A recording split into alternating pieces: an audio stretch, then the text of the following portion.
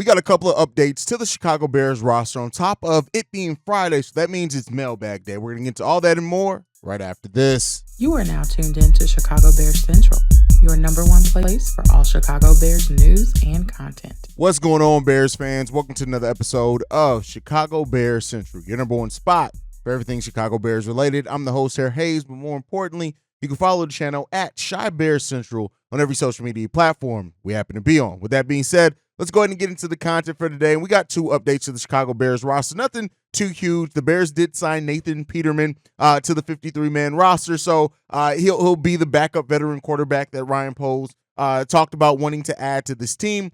We also moved Doug Kramer to the injury reserve list. So much like Tevin Jenkins, that means he's going to be out at least the first 4 games of the season.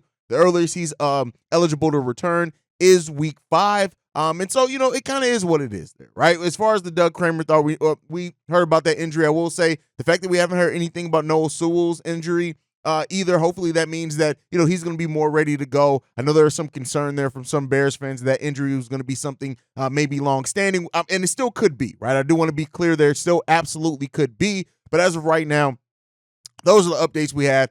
With Ryan Poles, I do feel like the Bears do feel confident in Tyson Bagent, but he's a rookie. He's a rookie quarterback, and an undrafted rookie quarterback on top of that. And while you may absolutely have a diamond in the rough there, you want to have some a veteran and a little bit of a safety net there just in case. So that's what we hope for. And ultimately, as the Bears go forward to week 1, the only injuries that are things that probably are gonna keep people out week 1 are now Doug Kramer and Tevin Jenkins.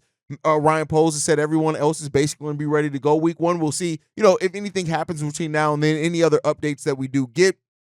But ultimately, we'll see what happens, man. I'm really excited. We're 9 days away from the return of Chicago Bears football, regular season football, that is. And, it's an exciting time for Bears fans, especially for all the expectations that a lot of Bears fans have coming into this season to see the improvement from Justin Fields, to see the weapons, to see the offensive line, to see what that defense turns out to, all the rookies and second-year players and young guys that we have that are in big roles for the Chicago Bears. We're all excited to see how they're going to play and perform this season. And so, let me know your excitement for week 1 down below. Also, I want to know your score prediction. What is your score prediction, even though we're 9 days away? We'll have a couple of preview episodes before then, but what is right now is your prediction for Green Bay versus the Chicago Bears? What's your score prediction? Let me know that down below. But all right, let's go ahead and get into it. It's Friday, so that means this episode is mainly built around you and your voicemails, and we'll tell you guys at the end of the show as well how to get your voicemails in if you want to leave a voicemail as well. But let's get into this first one. This one's from Jay Capone. Yeah, what's up, Hayes? What's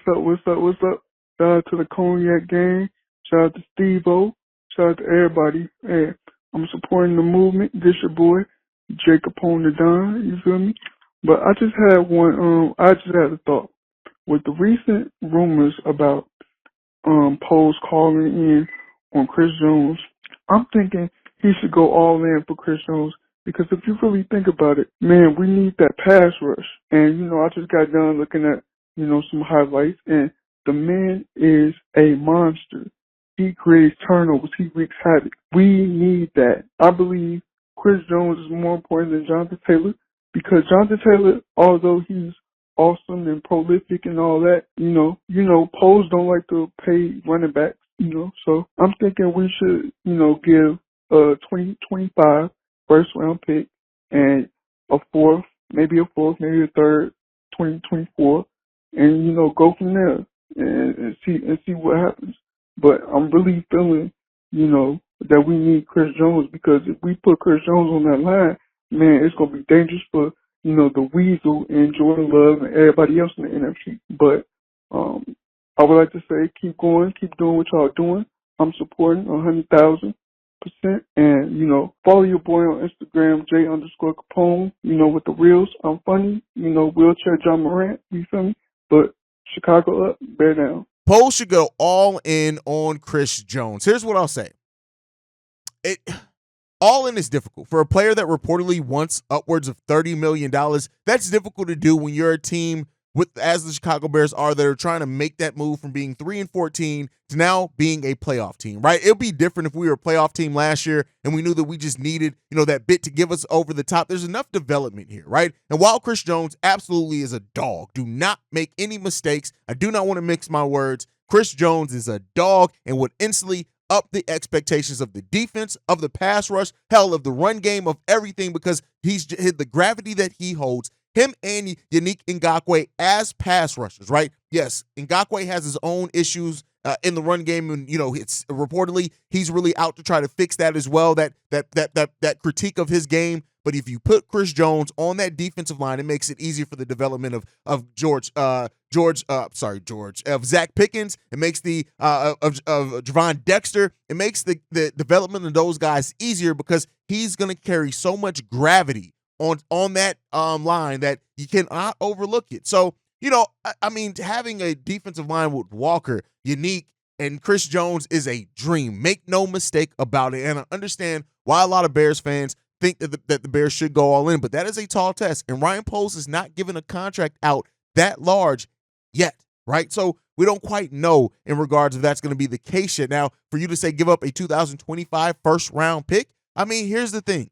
Theoretically, let's say that you add Chris Jones, you lock him in, right? That is a draft pick that is 2 years out, right? So you're not giving up any of your first-round picks in this upcoming draft, but you have 2 first-round picks in. Theoretically, your hope would then be that the Bears are good enough by then that pick, maybe low 20s, whatever it ends up being, and I don't know if that gets it done. But I will say, if the Bears do end up making a move for Chris Jones, that tells you how this front office truly sees what this season is for this team. It's not just a season of laying more foundation. That's a move that you're making to actually not just make the playoffs, not just sneak by as a wild card. You're trying to win a playoff game or two in a case like that if you're attaching yourself to that type of money. So we'll see. Now, as far as Jonathan Taylor, I don't think that was ever really an option for the Chicago Bears. It was kind of a pie in the sky dream, but we know Poles ain't about to pay no running backs no time soon, especially when he has to go out and give assets to acquire. So when it comes down to it, if the Bears do trade for Chris Jones, listen, the excitement around these parts at Chicago Bears Central, just be on the lookout for that. But all right, let's move into this next one. This one's from John. Hello, Hayes. It's John. So I'll be very clear with my comments so that you don't roast me like you roasted that other guy recently. It was very funny, by the way. So my comment is, I know that everyone loves Tyson. I enjoy Tyson as much as his performance as much as the next fan does. But for people that are saying that he should challenge Justin for the first string spot as far as the quarterback is way, way over the top. And also, I'd like to know specifically, Hayes, where you get all the awesome Chicago Bears merchandise, because it's always looking like brand new and awesome. So if you could let us know, that would be cool. Thanks. Bye. Tyson Bagent challenging Justin. Listen, I think that everybody's and this is the thing that I always say, and this, I don't even necessarily mean this as a slight. It's just reality. Is just what it is. Sports are soap operas for a lot of men, and they will create storylines, and the whole thing of Tyson Bagent potentially passing up Justin Fields, and somebody even left a comment on the YouTube channel a little while ago about, oh, this is Ryan Poles' master plan to get Justin Fields out. All that is asinine, and it's not gonna happen, right? And that's not to say that some crazy stretch of the man that there's no percentage of a chance that maybe Tyson Bagent ends up better than Justin Fields, right? I'm not just going to say never it could never happen. But the fact of the matter is this team is invested in Justin Fields. This team has built this team around Justin Fields' skill set and what he needs. And so, and somebody can say, well, even a young quarterback in Tyson Bagent could need those things too, the weapon and things like that. But I just don't see it. And Tyson Bagent, let's see what he brings us. I get it. He's shown absolute flashes, and he deserves, in my opinion, to be that quarterback too. He's earned that right. He ain't earned the right to pass up no Justin Fields yet. Now, as far as where I get my merch, I say this all the time. I don't get my merch nowhere special that you guys can't get it. That's it. It's Fanatics, New Era are my main places to get it. Some of the stuff even that I saw came from Fashion Nova. That black Monsters of the Midway Bear shirt I got, that came from Fashion Nova, bro. Like, I don't buy Bears things from anywhere that's exclusive that you guys can't get it. A new spot that I just found out about is Clark Street Sports, something like that. But again, it's publicly available. Those are the places that Culture Kings is another place that I go, but that's really it. But 99% of the stuff that I get comes from Fanatics. That's it. Fanatics, lids, New Era. That's 99% of the merch, clothes, everything that I get as far as Bears and Bulls gear. It comes from that place. I don't buy it from anywhere that you guys don't have access to. I promise you. All right, let's get into the next voicemail. This one's from V-Dub. What's good, man? Hey, this is beat up, man. Beat up, born and raised, Chi-Town, Illinois. You know what I'm saying? But living in Minnesota right now, man. Checking out y'all last video, man. I want to say shout out to you guys, man, for the energy that you guys bring, man, for my team, our team, you know, Chi-Town Bears all day long. I want to ask the question on one of the questions at the end of one of the last videos about the touchdown that was made. You know what I'm saying? Don't it feel good? And it's to Nephew, because Nephew, it was refreshing to see you hesitate on the question about the weakest position that the Chicago Bears have right now, and that was a hesitation. That feels good to me, bro.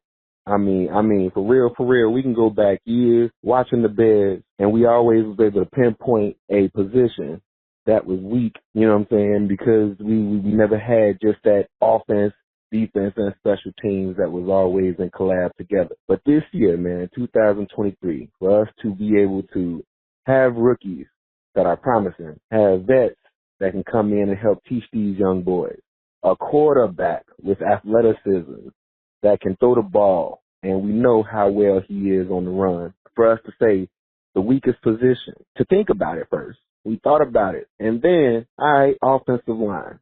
You know what, man? That is a beautiful thing, man, for us to even think about it, that we got that slight of a weakness in our team. And, man, it's a beautiful thing, man. Again, I appreciate you guys. I love you guys' show. You know what I'm saying? The Cognac Boys, drip. Bro, you always dripping, though. I mean, that's the perfect name for you. I'm loving the T-shirt.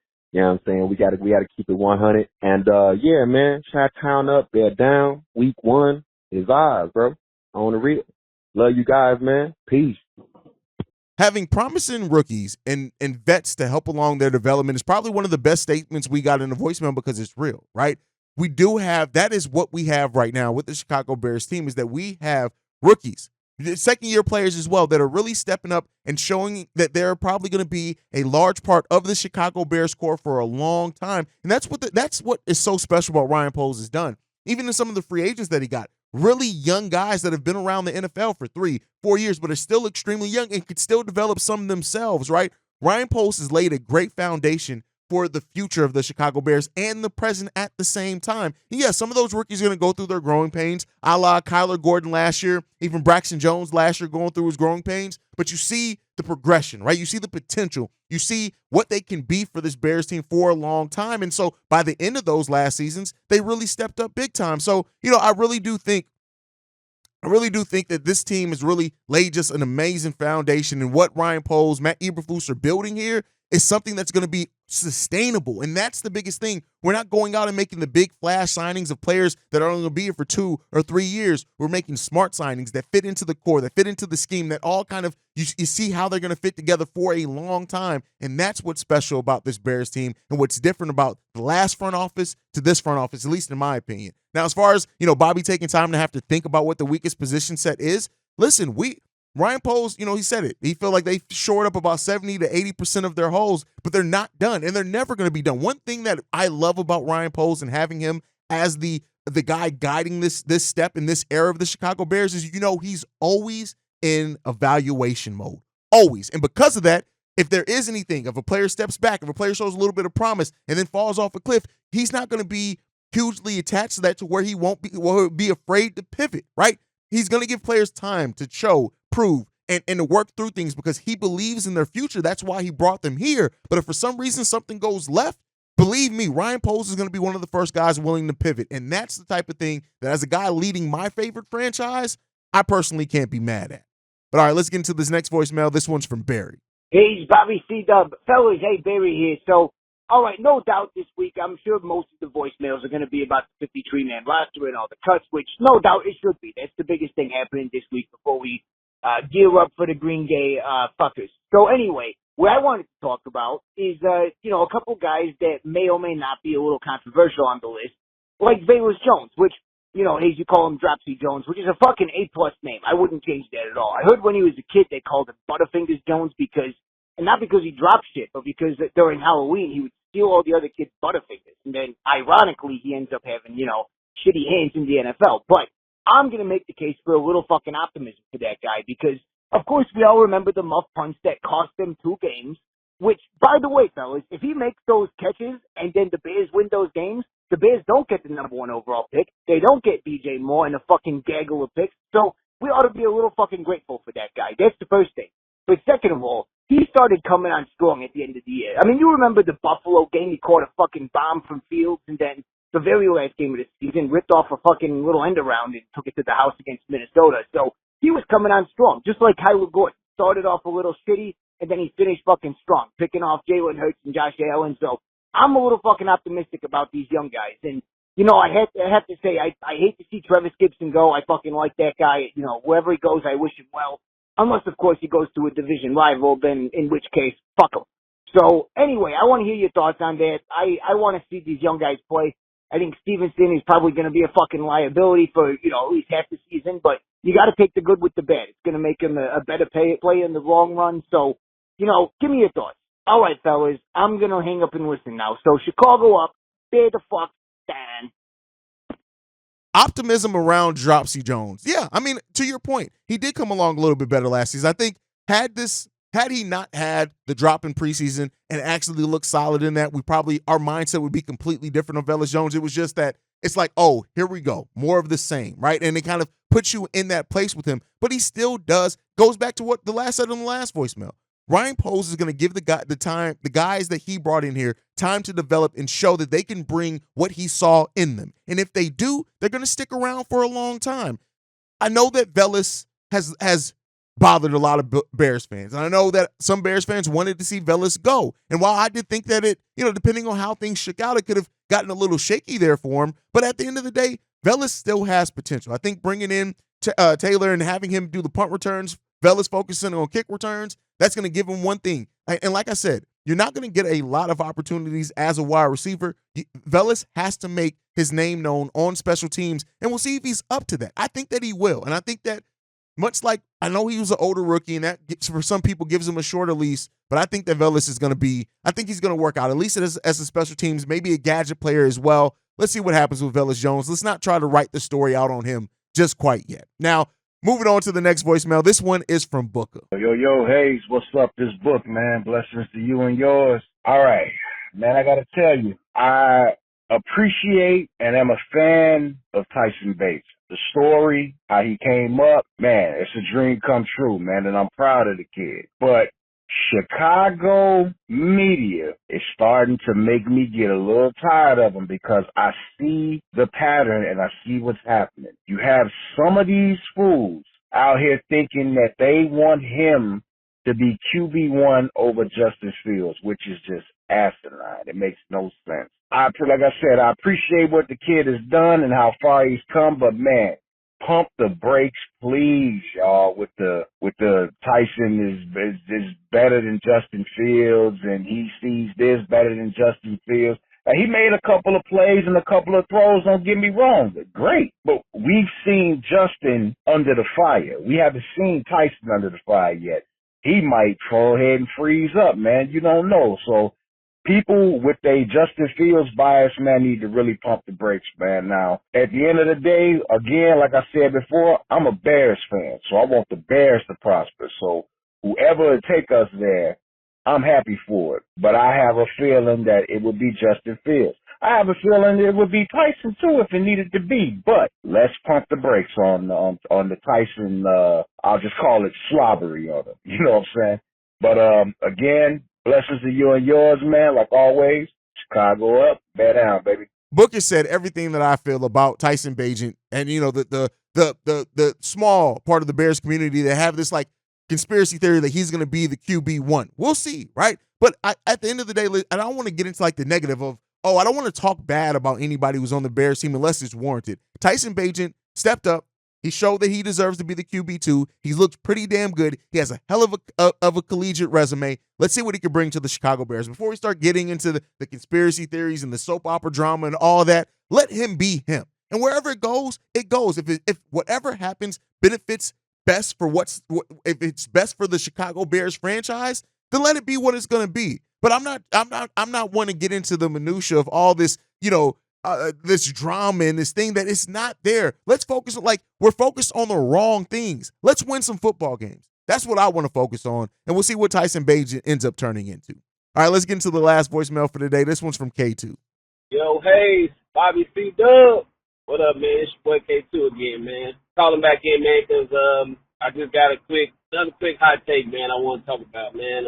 I want to get Justin Fields out the way real quick, man. I know I've been seeing a lot of people be critical of him, and so have I, man. But, I think I'm going to just pull back on that real quick, man. I think we need to just give him a chance, see what he got. And I know all y'all on this platform, y'all full of Justin Fields. I'm just talking about all the Facebook critics and all the other YouTube whatever that's just been slandering my mans, but I just like to criticize what my eyeballs see, man. And, I'm going to wait until that Green Bay game to make a true analysis on how I feel he's going to be for the rest of the season. And I hope he can be a dominant passer because I want to see domination from Justin Fields. But real quick, I still want to, I know it's not a hot take. I know it is not a hot take, but I still feel like if there's one person that can pull this move off and not hurt us financially, man, I would really love if Chris Jones came to Chicago, man. That just elevates us to a whole nother level of expectation, man. All of the Super Bowl talk and all the playoff talk, that's a guarantee if he is on our team, no matter what. It's just up to the offense to try to figure things out at that point. But our defense will be a championship defense, man. And I still feel like I don't care what it takes to get him. I just feel like it's a move we need to make, man. I really like the new recent signings that we've been making, man, especially in special teams, man. I think that we had to worry about that so much with Velus, but I feel like we don't have to worry about that anymore. Just like Ryan Poles said, man, you can go get a snack and come back and you ain't got to worry about the kickoff or the punt, man. That's going to be something good to have to worry about, man. And I don't like how they're projecting us to be a one-win team either. I still feel like we need to go out and just dominate. That's why I feel like we need to just dominate, man, and just quit playing with all these other teams, man. I don't know, man. That's just how I feel about it, man. I hope y'all have a good weekend, man, and always remember Chicago up, head down. Chris Jones, I kind of already talked about that. Just to piggyback off that, if the Bears do make a move for Chris Jones, it signifies a lot of what this coaching staff, this front office really wants from this team to be going into you want postseason success at that point. You are not just want it. Everybody wants it. You're expecting it, right? It changes the ceiling. It changes the expectations. It changes so much around the Chicago Bears to go out and make a move for a player of that type. Now, as far as Justin Fields, I'm excited to see what this team is going to be overall, week one, overall this season, right? Not even just trying to make a judgment on Justin Fields based off week one. I don't care about none of that in 1 week. But this season should be the season where we saw flashes from a lot of people on this, Justin Fields being included. But those flashes need to start being a consistent vision of what this team is going to be for years and years to come. And that's what we want to see from Justin. That's what we want to see from Roshan. That's what we want to see from Khalil, from DJ, from Chase, from Darnell Mooney, from Cole Kmet, from Tyreek Stevenson, from everybody. Everybody got to show up and show us what they are going to be and develop into. It's going to take some time and more for others. Tyreek Stevenson is absolutely going to get picked on to start his NFL career. It happens to every corner. It happens to almost every rookie in every position. How you respond to that? Does that burst pipes or does it build a diamond? And I think we're going to have a diamond in Tyreek Stevenson and some of the other young players on this team, Dexter, Pickens, all of them. And so because of it, you want to see them go through the growing pains. You want to see them given that opportunity to fail. There's growth in failure, and you have to fail sometimes to grow and to realize I don't want to do this anymore. And so there are going to be moments of failure for this team. There's going to be times where people look at a Tyreek Stevenson or whoever else and I don't quite know about them, right? But how they use that to motivate them over the course of the rest of the season, That's going to tell us what type of mind frame these guys have, and do they have the mind frame to be Chicago Bears and to bring us back to being the monsters of the Midway on offense and defense for that matter. I'll tell you guys what, I'm excited to see in this season that I'm ultimately excited about. You guys can continue letting me know what you guys think down below, but that's my time for today. Make sure you're following the show at Shy Bear Central. You can send us any feedback, questions, comments, concerns, ChicagoBearCentral@gmail.com. Lastly, if you want to leave a text message and our voicemail for the mailbag episodes, the number to do so, 773-270-2799. We are the #1 spot for everything Chicago Bears related because of you guys. And like we like to end every episode on, Chi-Town up, but bear down. Love you guys. Peace, y'all. This has been a presentation of the Break Media.